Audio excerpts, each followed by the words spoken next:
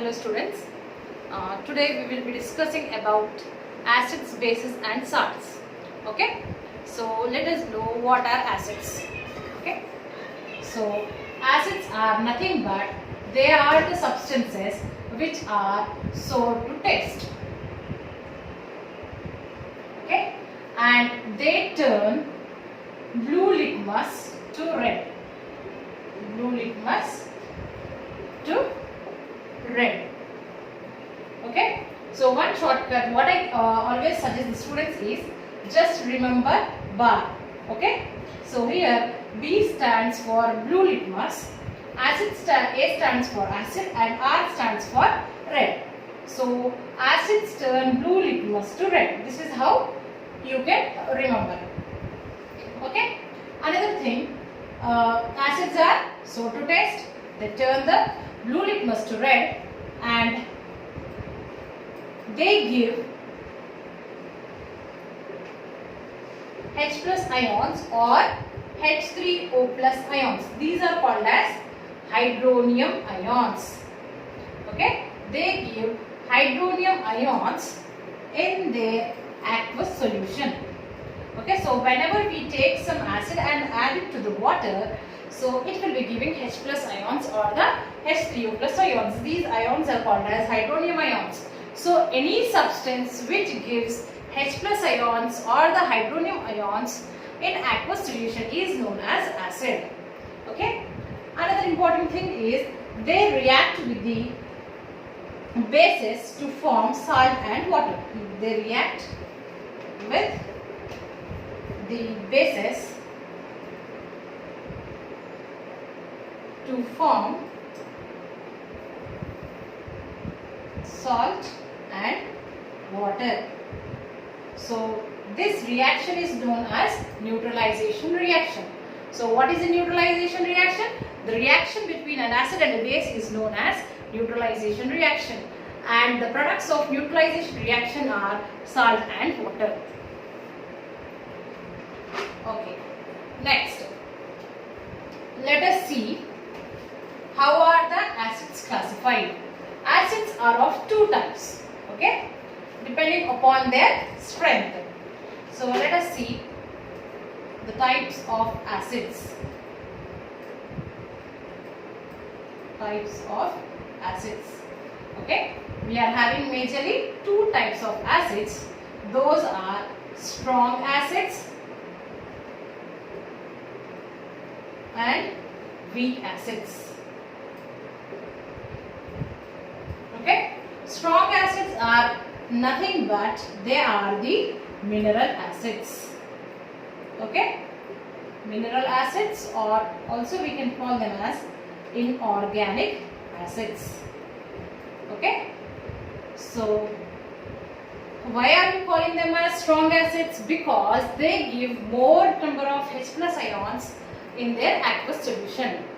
Okay, whereas the acids which give less number of H plus ions or the hydronium ions in their aqueous solution are known as weak acids. Okay, weak acids are nothing but also called as carboxylic acids. Carboxylic acids. Okay, or other name is organic acids. Okay, we are calling them as organic acids because they are obtained from the living organisms.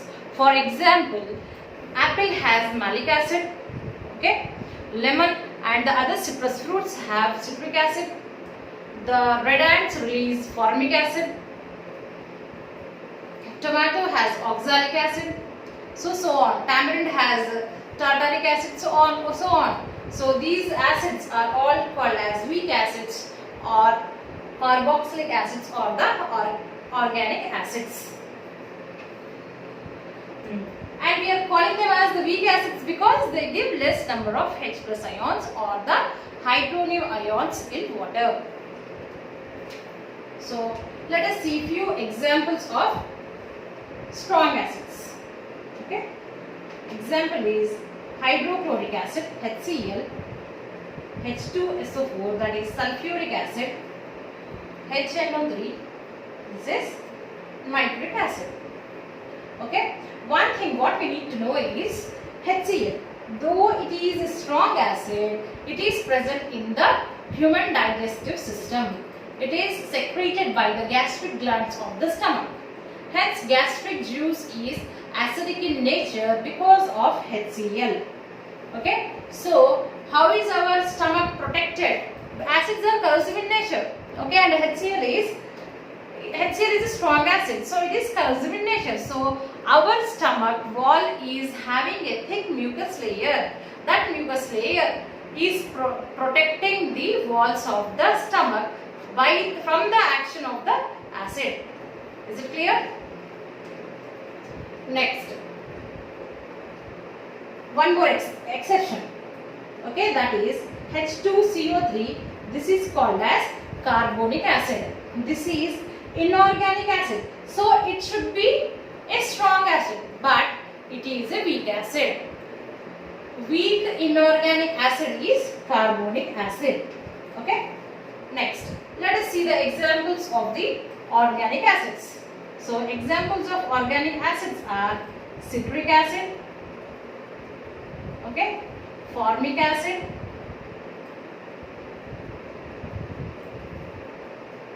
vinegar, or also called as ethanoic acid. Acetic acid is commonly known as vinegar. Okay, and generally the organic acids are weak in nature, but again we are having an exception. Citric acid, it is a strong organic acid. Okay. So I hope you are all clear with what are acids, what are the types of acids. Okay. Now let us see the characteristics or characteristic properties of acids, or what reactions they show. So we will see characteristic properties of acids. Okay. So first thing is they react with metals to form salt and hydrogen gas. Okay, so let us see with an example. For example, if you take the metal zinc and add hydrochloric acid to it, we will be getting zinc chloride and hydrogen gas. Okay. So whenever the acids react with the metals, they release hydrogen gas.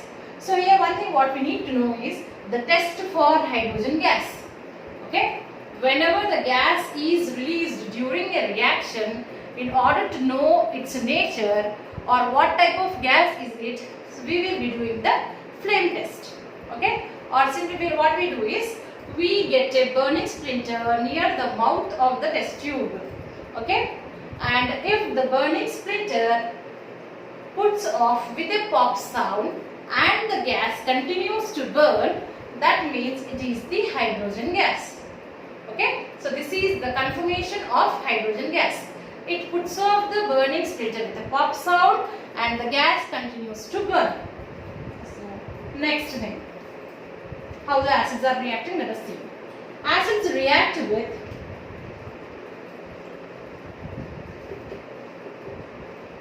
metal carbonates, okay, metal carbonates and metal bicarbonates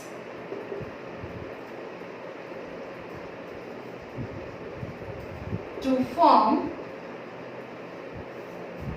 salt, water and carbon dioxide. Okay, so let us see an example.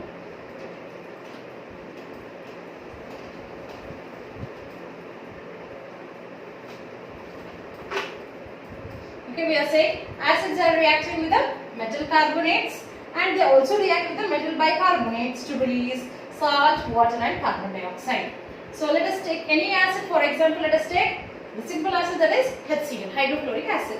So when it is reacting with calcium carbonate, it forms calcium chloride, water and carbon dioxide.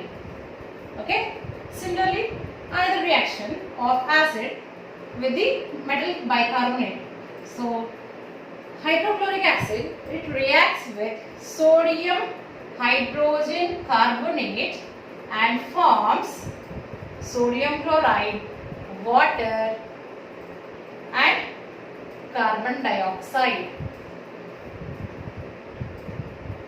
Okay. So this is the reaction. And here again we are seeing a gas, that is carbon dioxide. Now how do we test this gas? Again we have to bring a burning splinter near the mouth of the test tube. Okay. So if the burning splinter puts off, that means it is a carbon dioxide gas. Okay. It is just a identification.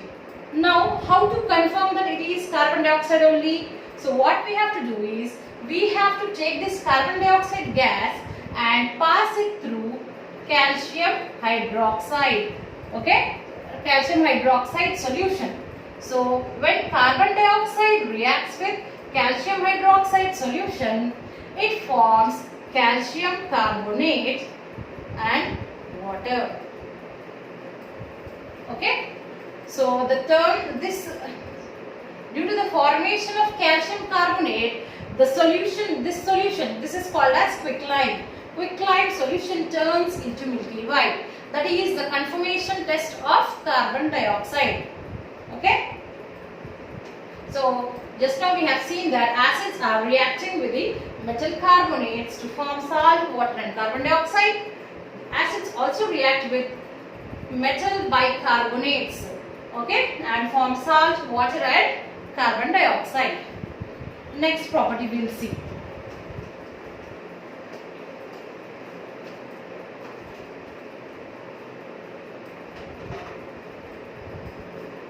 Okay. Acids react with the bases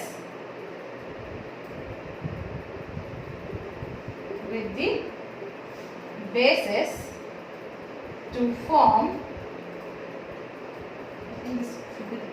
Okay, acids react with the bases to form salt and water. Okay, that is nothing but the neutralization reaction. Okay, let us take any acid, that is H2SO4. It reacts with the base, that is NaO, sodium hydroxide, and forms the salt sodium sulfate and water. Okay, neutralization reaction is an example of double displacement reaction. Next,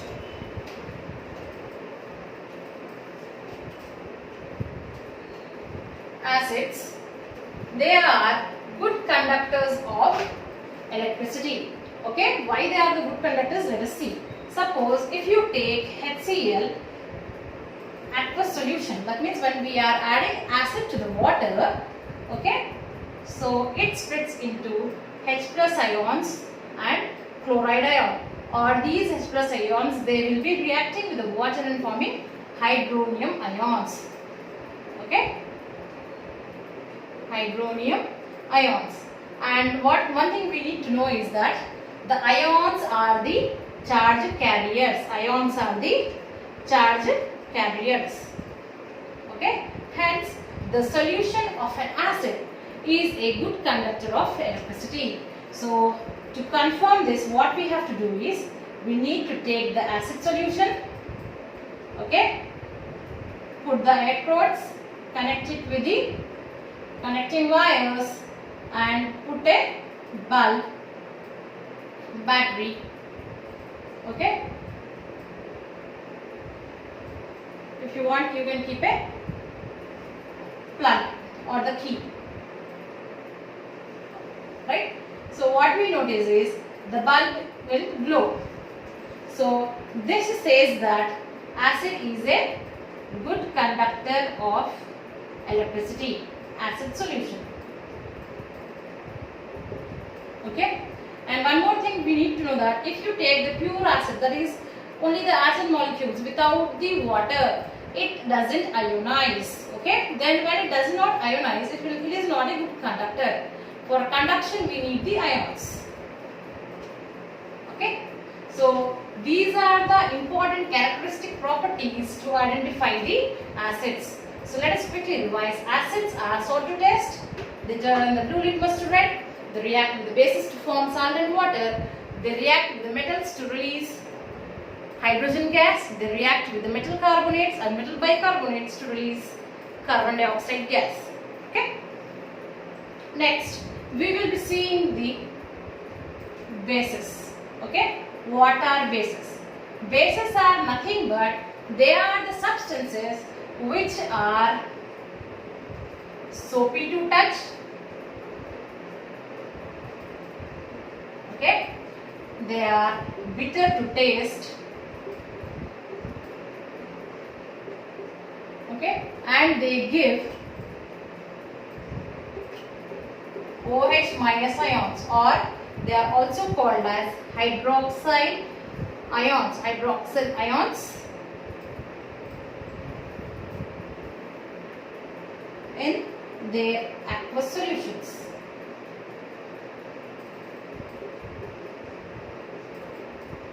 Okay, and they turn red litmus to blue.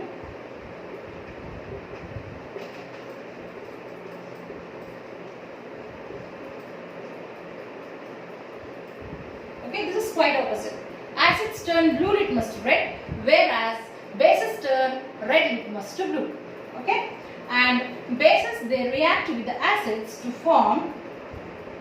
They react with acids to form salt and water. Salt and water. Okay. And one more thing here only we will be knowing that they will be giving OH minus ions in their aqueous solution.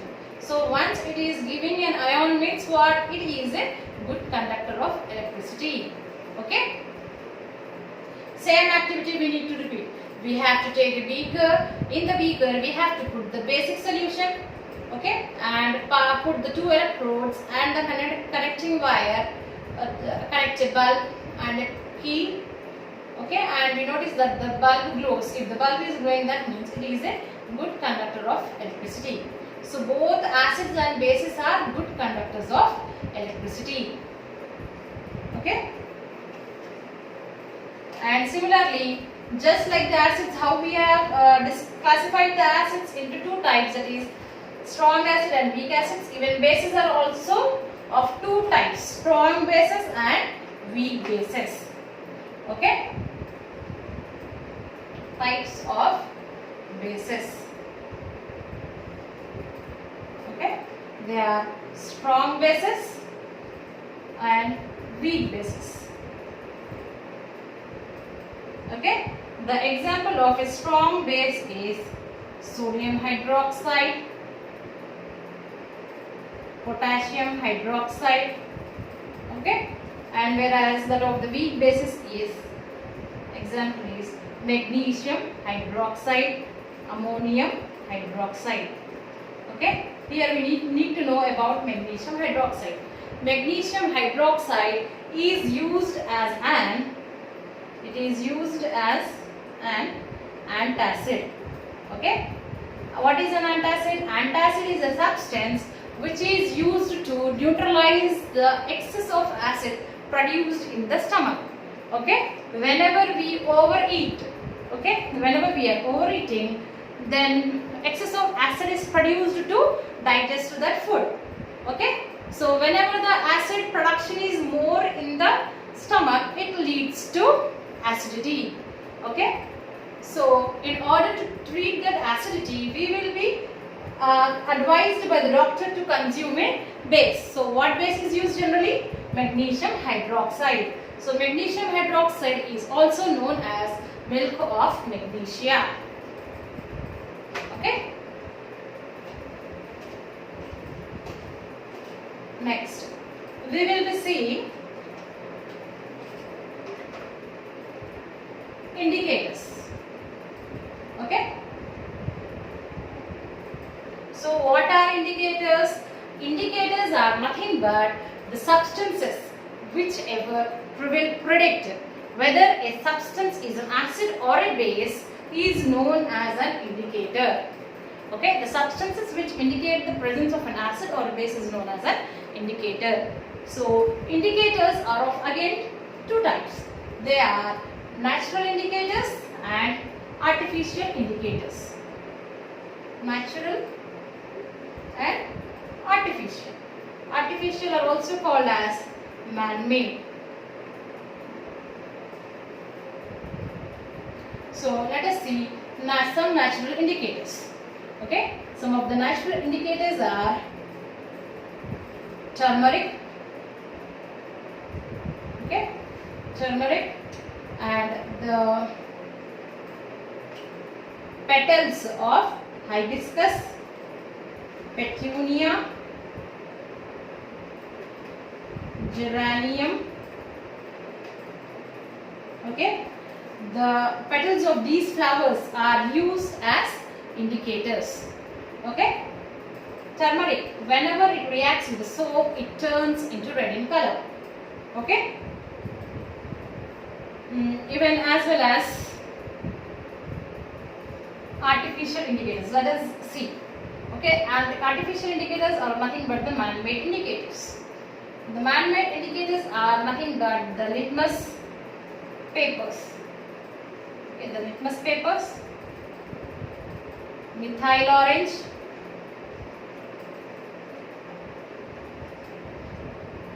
phenolphthalein.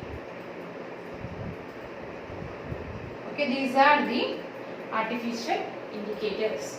Again, I would like to give you a small hint in order to remember the color changes whenever they are reacting with the acids or bases. Okay, so we will be seeing about these. Already I told you that litmus papers are of two types, red litmus and blue litmus.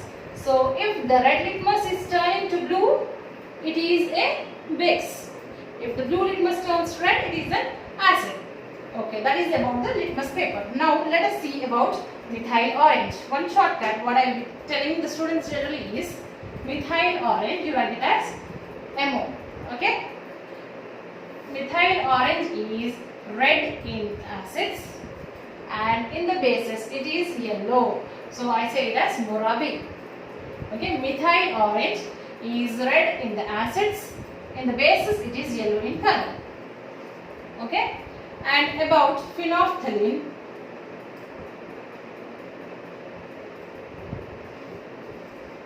phenolphthalein is colorless in the acids